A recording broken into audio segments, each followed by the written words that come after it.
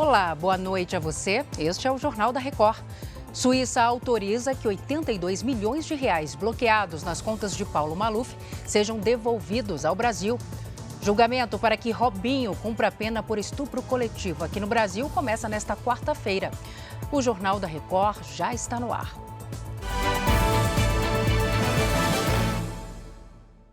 Oferecimento Bradesco. Dica de investimento com a Bia no app é fácil. A Justiça da Suíça determinou que 82 milhões de reais bloqueados nas contas bancárias do ex-prefeito de São Paulo e ex-deputado federal Paulo Maluf sejam devolvidos ao Brasil. Vamos conversar com a Caterina Schutt, ela tem os detalhes. Caterina, boa noite. Essa decisão é definitiva?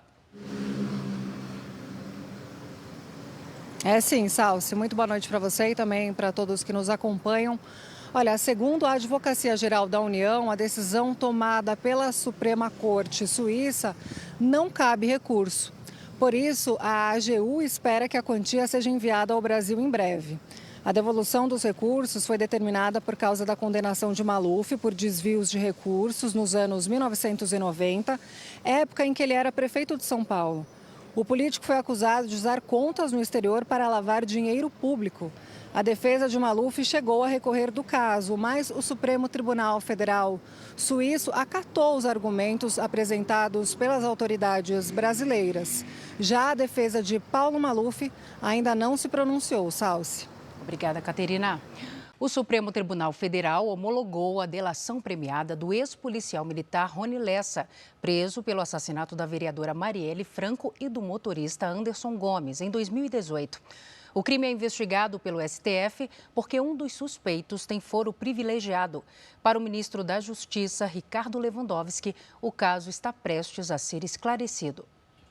Eu acabo de estar com o ministro Alexandre de Moraes, do Supremo Tribunal Federal, e que me comunicou oficialmente que ele homologou a colaboração premiada do ex-policial Rony Lessa, depois de ter passado no dia de ontem por uma audiência com o juiz auxiliar do ministro Alexandre de Moraes, em que ele confirma todos os termos da colaboração premiada. Esta colaboração premiada, que obviamente tramita em segredo de justiça, e este ministro não teve acesso a ela, como é evidente, mas nós sabemos que esta colaboração premiada, que é um meio de obtenção de provas, traz elementos importantíssimos que nos levam a crer que brevemente nós teremos a solução do assassinato da vereadora Marielle Franco. A Corte Especial do Superior Tribunal de Justiça começa a julgar nesta quarta-feira o pedido da Itália para que o ex-jogador Robinho cumpra no Brasil a pena de 9 anos pelo crime de estupro coletivo. A Ariane Bittencourt está ao vivo em Brasília, ela traz as informações para a gente. Oi, Ariane, boa noite para você. E o que vai ser analisado nesse julgamento? Boa noite, Salsi. O Superior Tribunal de Justiça vai analisar a chamada homologação de sentença, um procedimento que valida uma decisão estrangeira e permite que ela seja cumprida no Brasil.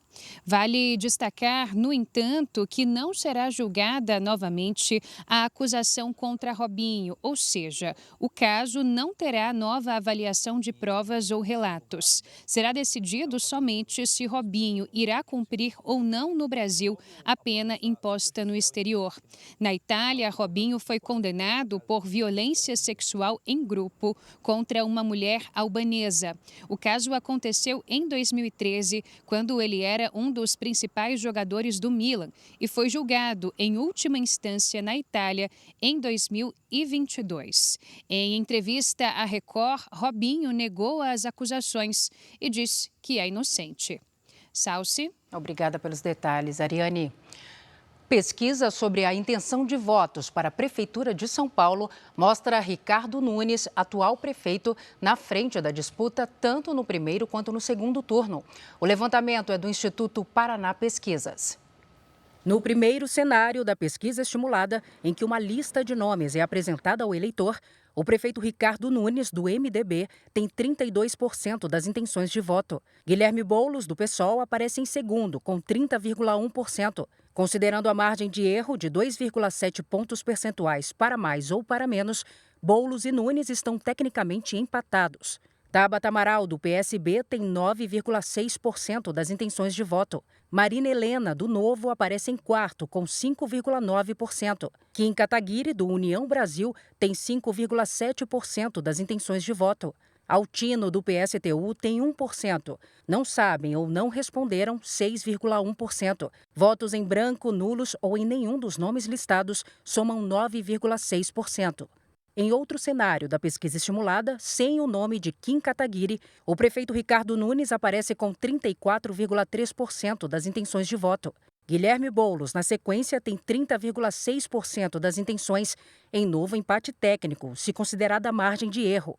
Tabata Amaral tem 10,5% das intenções. Marina Helena vem em seguida com 6,3% e Altino tem 1,3% das intenções de voto. Não sabem ou não responderam 6,7% dos entrevistados. Brancos, nulos ou nenhum dos nomes listados somam 10,3%. Já na simulação de segundo turno, com a totalidade de votos, o prefeito Ricardo Nunes tem 46% das intenções de voto. Guilherme Boulos está em segundo, com 39,1%. Não sabem ou não responderam 5,4% dos entrevistados. Votos em branco, nulos ou em nenhum dos nomes listados chegam a 9,5%. A pesquisa ouviu 1.350 eleitores entre os dias 13 e 18 de março. A margem de erro é de 2,7 pontos percentuais para mais ou para menos. E o nível de confiança é de 95%. A pesquisa foi registrada na Justiça Eleitoral de São Paulo. O Ministério de Minas e Energia convocou o presidente da concessionária Enel para falar sobre o novo apagão que afetou mais de 35 mil clientes no centro de São Paulo. Além de prejudicar moradores e comerciantes, a situação também afetou a rotina de hospitais da região.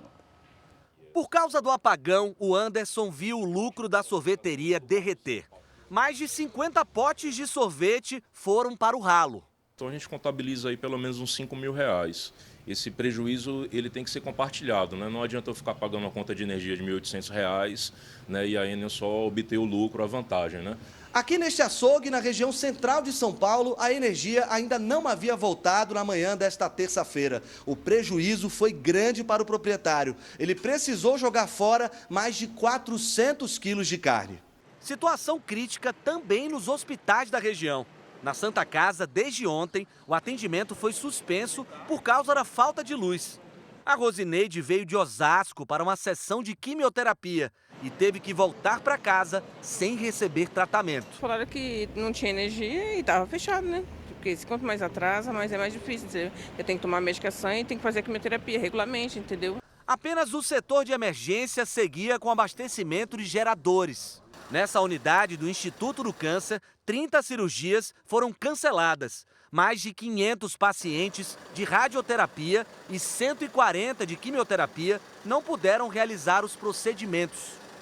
A Enel afirmou que uma escavação da Sabesp, a Companhia de Saneamento do Estado, atingiu acidentalmente cabos subterrâneos da distribuidora e interrompeu o fornecimento de energia.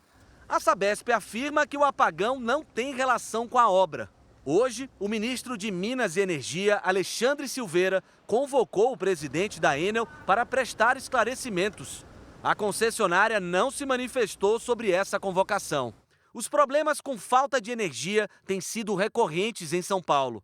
Na semana passada, uma falha na rede interrompeu o funcionamento do aeroporto de Congonhas por 1h30. No fim de semana, a região da 25 de março também ficou sem energia. O Procon de São Paulo notificou a concessionária. Desde janeiro, foram registradas quase 4.500 reclamações. Falta energia 1 hora ou 2 horas, está dentro do padrão. Mas faltar 24 horas de energia, todo mundo fica no prejuízo. Agora a gente fala da forte chuva que voltou a causar transtornos no Rio de Janeiro. Na região serrana, Petrópolis foi uma das cidades mais atingidas. Vamos conversar com Leonardo Ack. Oi, Léo, boa noite. Como é que está a situação por aí? Oi, Celso, boa noite para você, boa noite a todos. Olha, por causa do temporal, a subida da serra chegou a ser interditada. A Defesa Civil precisou acionar algumas sirenes para alertar a população sobre o risco de deslizamentos. Agora, não há informações sobre vítimas. Já aqui, na capital do Rio, bairros da Zona Oeste foram os mais afetados. Na Baixada Fluminense também teve transtorno. Bolsões d'água atrapalharam e muito o trânsito e complicaram a volta para casa da população. Segundo os meteorologistas, o verão termina com condições típicas da estação. As temperaturas seguem elevadas e, neste momento, não chove aqui no Rio de Janeiro, mas ainda há previsão de pancadas isoladas de chuva moderada, ocasionalmente forte, nos períodos da tarde e da noite desta quarta-feira. Salce. Fico alerta, né, Léo? Boa noite para você. Obrigada. A Polícia Federal indiciou o ex-presidente Jair Bolsonaro e outras 16 pessoas na investigação de um suposto esquema de falsificação de comprovantes de vacinação contra a Covid-19. Trechos da delação do ex-ajudante de ordens da presidência, Mauro Cid, deram base ao relatório enviado ao Supremo Tribunal Federal. As investigações apontaram que um grupo ligado a Jair Bolsonaro inseriu informações falsas de vacinação contra a Covid-19 no Conect SUS, sistema do Ministério da Saúde. Os dados foram incluídos dias antes do ex-presidente viajar aos Estados Unidos, em dezembro de 2022, no fim do mandato como presidente. Naquele momento, o governo americano ainda exigia comprovante de vacinação para permitir a entrada de estrangeiros. Os dados foram retirados do sistema poucos dias depois. No documento enviado ao ministro Alexandre de Moraes, relator do caso no Supremo Tribunal Federal, os investigadores afirmam que o tenente-coronel Mauro Cid, ex-ajudante de ordens de Bolsonaro, confirmou que recebeu o comando do ex-presidente para fazer as inserções dos dados falsos no nome dele e da filha, Laura Bolsonaro, e que os certificados foram impressos e entregues em mãos ao então presidente. Segundo a investigação, uma impressora do Palácio da Alvorada, residência oficial da Presidência da República, foi usada para imprimir os certificados. O relatório da Polícia Federal afirmou também que Bolsonaro agiu com consciência e vontade, determinando a Mauro Cid a falsificação dos cartões de vacina dele e da filha Laura. A investigação detalha ainda como teria funcionado o esquema. No depoimento à PF, Mauro Cid disse que solicitou a Ailton Barros, ex-militar do Exército preso em maio do ano passado, a inserção dos dados falsos no sistema. Ailton foi quem intermediou a execução com João Carlos de Souza Brecha, secretário de governo em Duque de Caxias, no Rio de Janeiro. Brecha usou credenciais de acesso e inseriu os dados falsos de vacinação no sistema do Ministério da Saúde, por meio da Secretaria da Saúde da cidade. Segundo o relatório, Cid articulou também para conseguir os falsos registros de vacinação contra a Covid para ele, para a mulher Gabriela Ribeiro e para as filhas do casal. Os dados foram inseridos no sistema em 30 de novembro de 2021.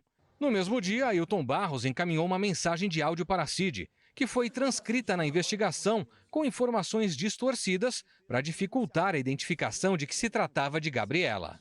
Ailton Barros disse: Cid, recebi o retorno agora. Aquele amigo. Já está vacinado com 2 doses da Pfizer. Amanhã eu estou pegando o documento, está bom?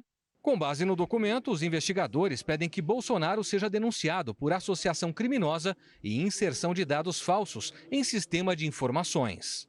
Entre os demais indiciados também estão Mauro Cid e a mulher dele, o ex-militar do Exército, Ailton Barros, o ex-secretário de governo de Duque de Caxias, João Carlos Brecha, além de outros 4 servidores da cidade fluminense, o deputado federal Gutenberg Reis de Oliveira, médicos e assessores de Bolsonaro. O relatório da Polícia Federal apontou ainda que a fraude nos registros de vacinação pode ter sido feita para permitir que os integrantes do grupo tivessem documentos necessários para entrar e permanecer no exterior, enquanto esperavam o resultado da invasão às sedes dos três poderes em 8 de janeiro do ano passado. Na suspeita dos investigadores, o caso se conecta à investigação do suposto plano de golpe de Estado para manter Bolsonaro no poder. O ministro Alexandre de Moraes já enviou o relatório ao Procurador-Geral da República, Paulo Gonet, e deu prazo de 15 dias para o Ministério Público decidir se denuncia o grupo. Só a partir disso é que os acusados se tornam réus no processo. O advogado do ex-presidente, Fábio Weingarten, foi às redes sociais para dizer que a defesa técnica de Bolsonaro não teve acesso ao indiciamento e que se trata de perseguição política. A defesa de Jair Bolsonaro disse que nenhum comprovante de vacinação foi pedido na entrada dos Estados Unidos porque não era necessário. E que se qualquer pessoa tomou providências relacionadas às carteiras de vacinação, foi por iniciativa própria. A defesa afirmou ainda que não há no processo nenhuma prova sobre as acusações. Já a defesa do tenente-coronel Mauro Cid afirmou que continua à disposição da Justiça, embora tenha achado o indiciamento excessivo. O deputado federal Gutenberg Reis disse que não vai se manifestar até que a defesa tenha acesso integral ao processo. O Jornal da Record também procurou a defesa do ex-major do Exército Ailton Barros e do ex-secretário municipal de governo de Duque de Caxias, João Carlos Brecha, mas não houve resposta. Mais de 1.000 cigarros eletrônicos foram apreendidos durante uma fiscalização da Polícia Rodoviária Federal no interior de Goiás. O uso do produto, que é proibido no Brasil, vai ser analisado pelo Senado Federal. Os produtos estavam dentro deste carro ocupado por duas mulheres de 50 e 52 anos. A apreensão foi na BR-153, perto da cidade de Morrinhos, no interior de Goiás. De acordo com a PRF, eles seriam vendidos em shows sertanejos durante o próximo feriado. Elas fazem esse tipo de trabalho a mando dos lojistas da capital federal. Essas mercadorias, esses produtos deveriam abastecer as festividades que vão acontecer não só em Goiás, mas em todo o Brasil. Goiás é o 5º estado do Brasil com o maior número de apreensões de cigarros eletrônicos, atrás do Paraná, do Mato Grosso do Sul, São Paulo e Santa Catarina. Em 2022 e 2023, foram mais de 40 mil vapes apreendidos aqui no estado, uma carga avaliada em mais de R$1,5 milhão. Segundo a polícia, a posição geográfica de Goiás facilita a armazenagem e distribuição do produto. Em todo o país, nos últimos 2 anos, foram quase 2,5 milhões de cigarros eletrônicos apreendidos, no valor de R$112 milhões. É um crime que até mesmo as facções criminosas, a rede de tráfico de drogas tem se utilizado para poder bancar, de certa forma, o prejuízo que eles têm na atividade principal, que é o tráfico de drogas, tão rentável quanto o tráfico de drogas e, por ter uma pena mais branda, motiva esses criminosos a praticarem esse delito. A venda, importação e propaganda de qualquer dispositivo eletrônico para fumar, como o cigarro eletrônico, são proibidas no Brasil. A Comissão de Assuntos Econômicos do Senado Federal aprovou uma audiência pública para discutir a proibição. Ainda não há uma data definida para essa audiência. Em uma ação conjunta, as polícias do Rio de Janeiro e da Paraíba prenderam hoje o mentor do crime que ficou conhecido como a Barbárie de Queimadas. 5 mulheres foram abusadas durante uma festa de aniversário. 2 delas acabaram mortas porque reconheceram os criminosos. Foi nesta casa alugada em Rio das Ostras, no litoral do Rio de Janeiro, que Eduardo dos Santos Pereira foi encontrado. Ele morava no imóvel havia 3 meses. O homem, apontado como mentor da Barbárie de Queimadas, não reagiu à prisão. O crime aconteceu em 2012, quando 5 mulheres foram estupradas durante uma festa de aniversário em Queimadas, no interior da Paraíba. Um grupo de homens forjou um assalto. Eduardo, outros 6 criminosos e 3 adolescentes entraram no local encapuzados e escolheram as vítimas que iam estuprar. As mulheres eram amigas deles. Dentre as 5 vítimas, 2 delas foram brutalmente assassinadas durante os estupros, uma vez que identificaram os seus agressores. Cabe salientar que o Eduardo era considerado o homem mais procurado do estado da Paraíba. Em 2014, Eduardo foi condenado a mais de 100 anos de prisão. Mas em novembro de 2020, ele conseguiu fugir do Presídio Estadual de Segurança Máxima em João Pessoa pela porta lateral, usando as chaves esquecidas por um policial penal. Após a fuga, Ele veio de carona para o Rio de Janeiro, estado onde nasceu. Ele ficou um certo tempo no Complexo do Alemão, onde passou cerca de 3 meses e, segundo ele relatou, que traficantes da localidade bancaram, financiaram para que ele saísse do complexo e fosse para a cidade de Macaé. O mesmo resolveu mudar e ir para a cidade de Rio das Ostras. Eduardo seguirá sob custódia para Paraíba, onde vai cumprir a pena. Por conta do Conselho Nacional de Secretários de Segurança Pública, faz com que as secretarias se falem pelo Brasil inteiro. Então, isso a polícia consegue ter um resultado muito mais positivo nessa troca de informações, principalmente nessa integração entre os serviços de inteligência. No Brasil, o número de acidentes de origem elétrica praticamente dobrou nos últimos 10 anos. Quase 40% desses acidentes são incêndios gerados a partir da sobrecarga e do curto-circuito nas instalações elétricas. Acidentes que começam com uma pequena faísca e provocam uma enorme devastação. Já faz 5 meses que um incêndio destruiu o sonho do casal em morar perto da praia. Quase todos os cômodos do apartamento em Guarujá, no litoral paulista, foram atingidos. Ficamos no quarto, desesperada, abrimos a janela, começamos a pedir socorro, gritar, até que os bombeiros chegaram, mas isso demorou 1 hora. O apartamento segue interditado pela Defesa Civil e o casal não tem dinheiro para a reforma. Os seguros residenciais que eles têm pagaram apenas parte do prejuízo. Na realidade, do habitacional foi 1/4 do valor que nós precisamos para poder fazer a reforma do apartamento. Sem condições, 2 aposentados, de retornar para o nosso lar, a única coisa que a gente tem na vida. E morando onde? Morando de favor na casa da minha irmã. O fogo começou aqui na área de serviço, que foi o ambiente da casa mais destruído. O laudo do Corpo de Bombeiros apontou a causa do incêndio como inconclusiva. Mas um perito contratado pela família indicou que as chamas começaram no quadro de energia elétrica e foram provocadas por um curto-circuito. Nesse apartamento em Santos, que também pegou fogo, a suspeita é de que as chamas começaram no ar-condicionado. Fiação elétrica antiga é uma das principais causas de colapsos dos cabos que levam aos incêndios.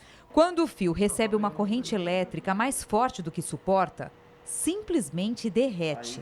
Isso ocorre normalmente quando você coloca carga de excesso em um determinado cabo, Nesse cabo aqui é um cabo que ele tem a capacidade de 25 amperes, nós colocamos 100 amperes nele. O uso de adaptadores em tomadas também deve ser evitado. É sempre importante que a instalação seja feita por um profissional qualificado. E em caso de incêndio provocado por um curto-circuito, jamais usar água. Evita jogar água porque a água conduz a eletricidade.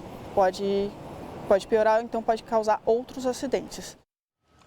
Tomou posse nesta terça-feira a nova diretoria da Academia Brasileira de Direito do Trabalho até 2026.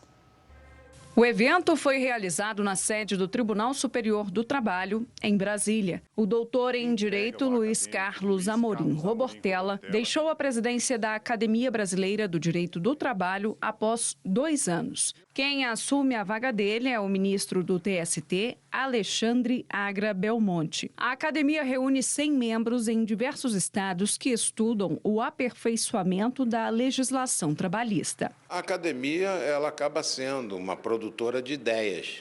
E nós estamos precisando de ideias, nós estamos precisando de soluções para o Brasil. Afinal de contas, é um país desigual.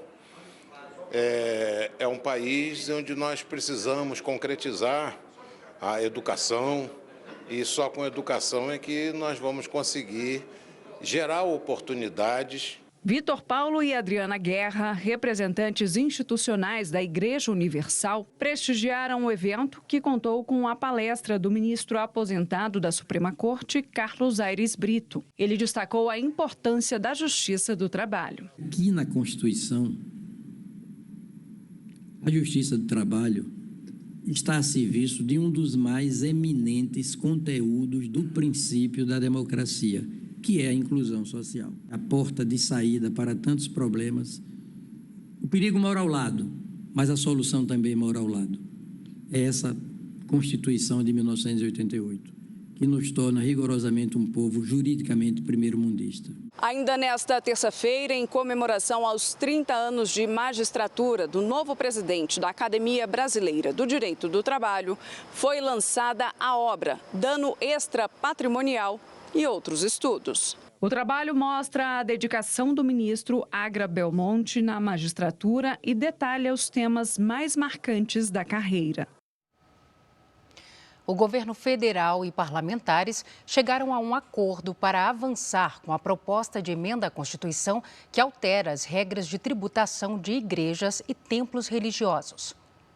O acordo entre o governo e a bancada evangélica definiu que igrejas e templos de todas as religiões ficam isentos da cobrança de impostos na aquisição de bens e serviços em casos de campanhas gratuitas e com duração limitada. Na prática, as organizações vão continuar pagando os impostos, mas um sistema de cashback vai permitir que recebam o valor tributado de volta. Nós adequamos ao texto, porque quem às vezes quer o 10, fica com o 0. Então nós conseguimos um meio termo que é bom para as instituições.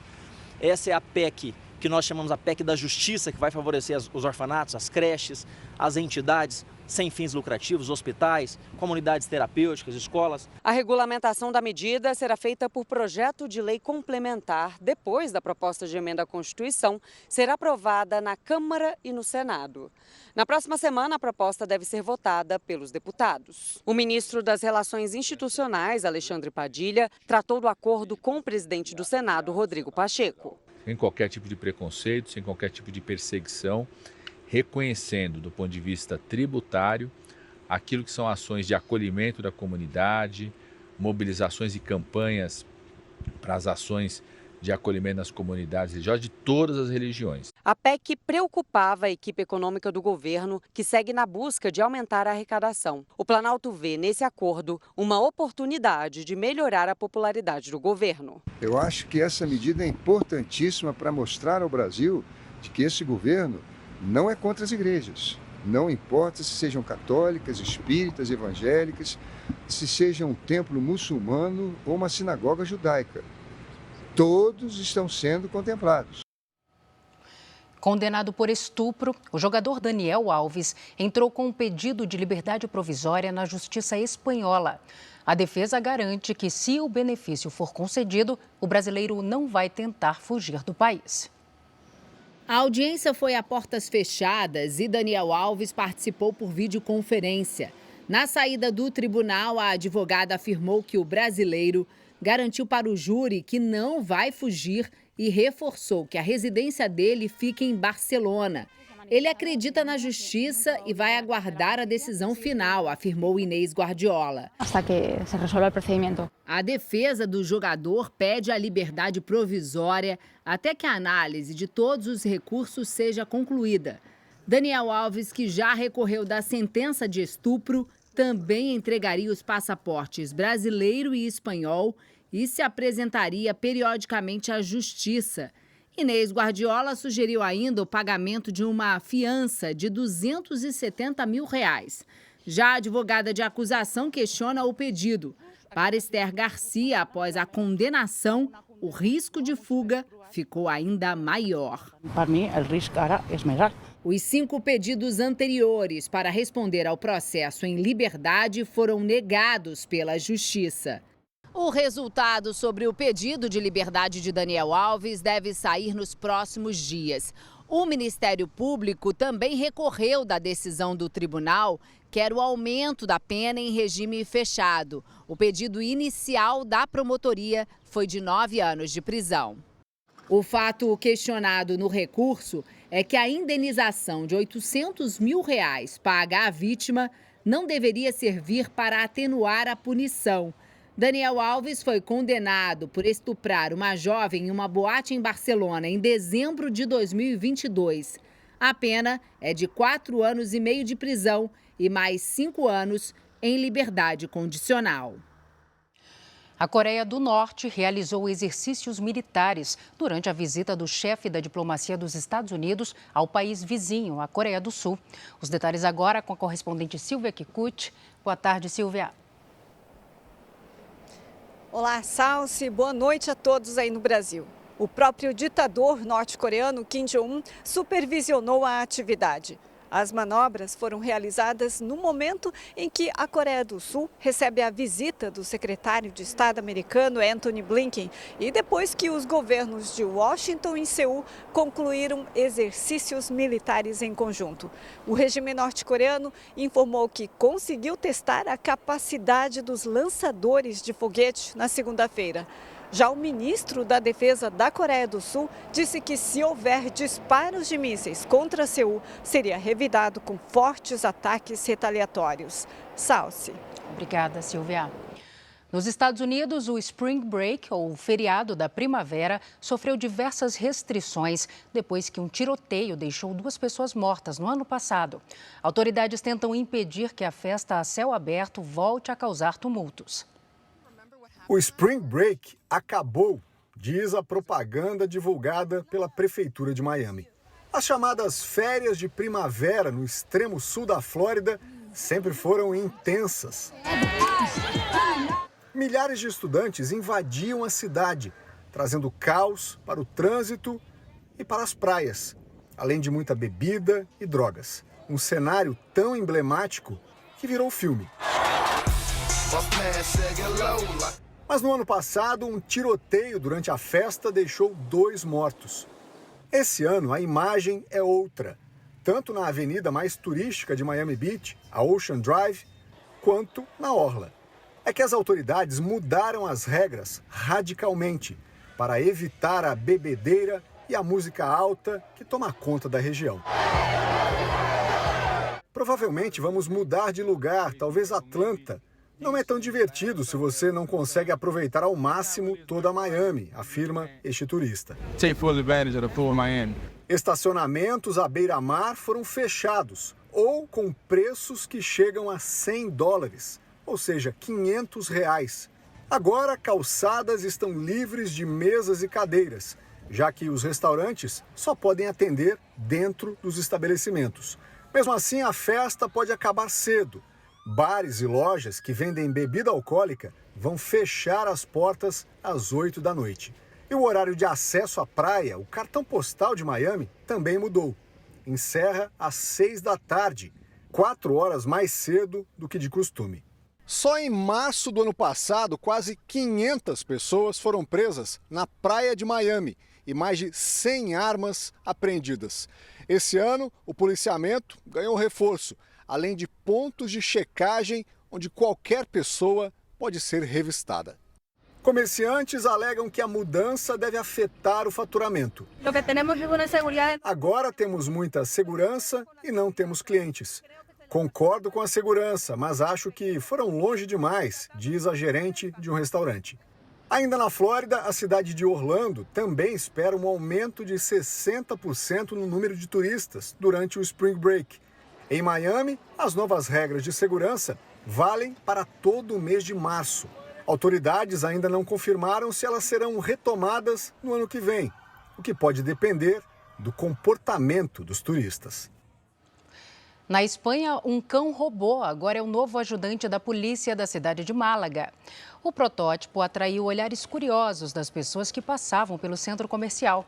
Segundo a polícia, o robô pesa 34 quilos e foi equipado com uma câmera de 360 graus.